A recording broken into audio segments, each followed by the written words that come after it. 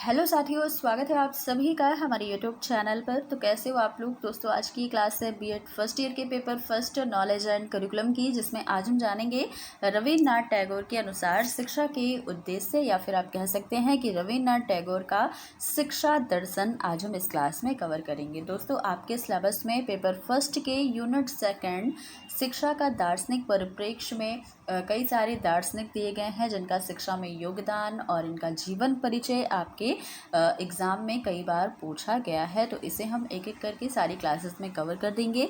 तो आज हम जानेंगे रविन्द्रनाथ टैगोर जी का शिक्षा में क्या इनका दार्शनिक आधार रहा है, या फिर क्या उद्देश्य इनका रहा है। देखिएगा, रविन्द्रनाथ टैगोर जी ने शिक्षा में अपना काफ़ी योगदान दिया है और कई सारे उद्देश्य भी इन्होंने निर्धारित किए हैं, जिनमें से पहले उद्देश्य की बात करें तो मानव की पूर्णता।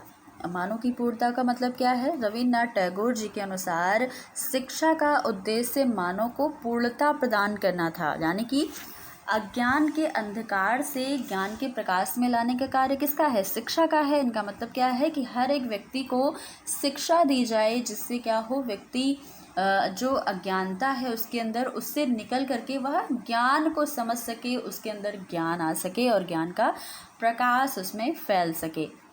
पूर्णता के संबंध में इन्होंने कहा प्रेम और कार्य बराबर क्या हुआ? पूर्णता हुआ। तो प्रेम भी, हर व्यक्ति के पास प्रेम की भावना भी होनी चाहिए और कार्य करने की क्षमता भी होनी चाहिए, तभी वह व्यक्ति पूर्ण माना जाएगा। तो यही इनका मतलब है कि व्यक्ति में पूर्णता अवश्य होनी चाहिए। हर एक व्यक्ति को पूर्णता प्रदान करना ही इनका उद्देश्य रहा है। अगला उद्देश्य है सच्ची स्वतंत्रता। देखिएगा, शिक्षा का उद्देश्य मानव को प्राचीन निम्नतम बंधनों से छुटकारा दिलाना था। जो पहले के समय में कई सारे अंधविश्वास हुआ करता था, जिससे मानव जकड़े रहते थे, ऐसे अंधविश्वासों से ही छुटकारा दिलाने का कार्य कौन करती है? शिक्षा करती है।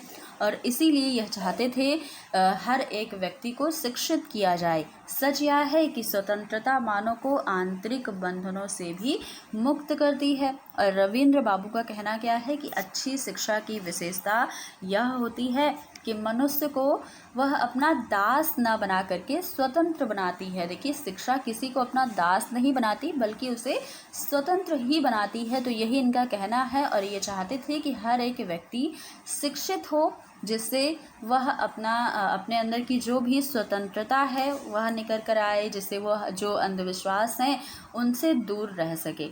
तो ये इनका उद्देश्य था। अगला उद्देश्य है मानव एकता और सत्यता का। रविन्द्र दर्शन मानव की एकता में बिना किसी जाति, धर्म, एकता और अंधविश्वास आधार में विश्वास करता है।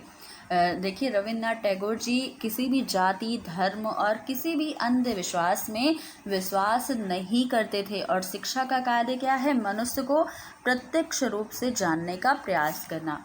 मानव में एकता तभी बनी रह सकती है जब उसमें क्या होगा? सामंजस्य होगा, या फिर उसके अंदर एडजस्ट करने की चीज़ें उसके अंदर होंगी। वह किसी भी परिस्थिति में अपने आप को सामंजस्य कर लेगा या फिर समायोजित कर लेगा। उनके अनुसार कहा गया कि इस समय हमारा ध्यान चाहने वाली पहली और महत्वपूर्ण समस्या क्या है?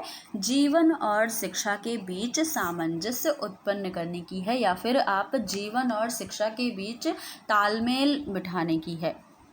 अगला है तर्क शक्ति का विकास करना। रविन्द्रनाथ टैगोर चाहते थे कि हर एक व्यक्ति के अंदर तर्क शक्ति का विकास हो सके, और तर्क शक्ति के विकास से क्या होता है? मनुष्य का मानसिक विकास होता है, या मेंटल डेवलपमेंट होता है। पश्चिम से विज्ञान प्राप्ति। भारत दर्शन के क्षेत्र में चाहे जितना विकसित हो, परंतु विज्ञान के क्षेत्र में उसे विदेशों से सहायता लेनी ही पड़ती है। और आज भी शायद हमें विदेशों से सहायता कहीं ना कहीं लेनी पड़ती है। वैसे अब बहुत कम है, अब सारी चीज़ें अपने ही देश में हो रही हैं।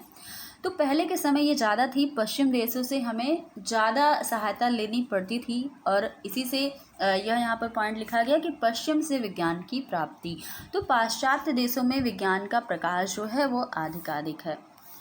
अगला है पाठ्यक्रम के बारे में उन्होंने बताया। रविन्द्रनाथ टैगोर ने अपने शिक्षा दर्शन में ऐसा पाठ्यक्रम लिया है जो जीवन के सभी पक्षों का विकास कर सके, चाहे वे आपका इतिहास हो, विज्ञान, प्रकृति अध्ययन, भूगोल, साहित्य, इन सभी को पाठ्यक्रम बनाया और नाटक, भ्रमण, बागवानी, क्षेत्रीय अध्ययन, प्रयोगशाला, ड्राइंग, इन सभी चीज़ों को इन्होंने पाठ्यक्रम में शामिल किया और साथ ही खेल कूद, समाज सेवा, इन सभी पर भी काफ़ी बल दिया।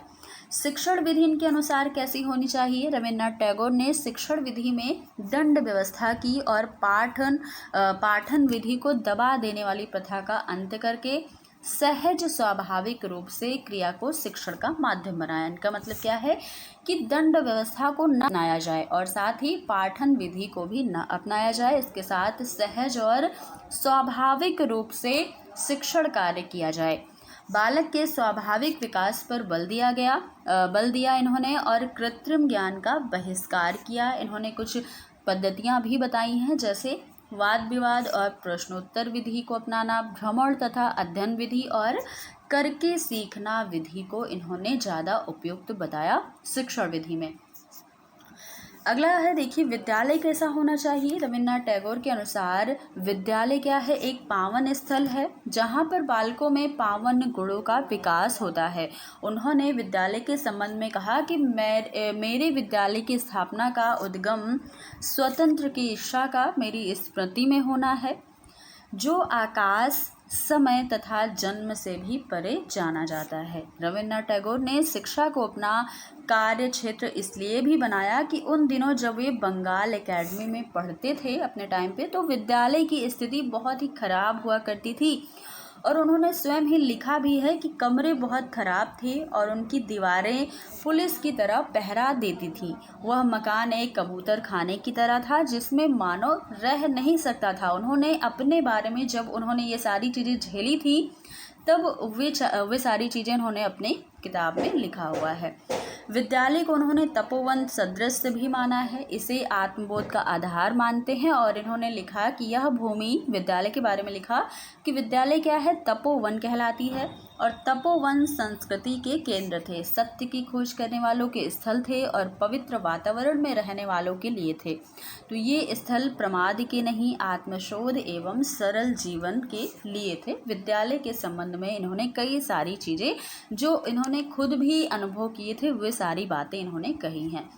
तो इनका जो शिक्षा में दार्शनिक आधार था, ये सारी चीज़ें आपने देख ही लिया। तो दोस्तों, ये आज की हमारी बहुत ही छोटी सी क्लास थी जो कि काफ़ी ज़्यादा इंपॉर्टेंट थी। आपको ये क्लास अच्छी लगेगी तो लाइक शेयर ज़रूर कीजिएगा और भी कई सारी क्लासेस आपको इसी तरीके से मिलती रहेंगी। तो वीडियो को ज़्यादा से ज़्यादा लोगों तक शेयर कर दीजिएगा और चैनल को अब तक सब्सक्राइब ना किया हो तो कर लीजिएगा। फिर मिलेंगे अगली क्लास में कुछ नए टॉपिक के साथ। तब तक के लिए धन्यवाद।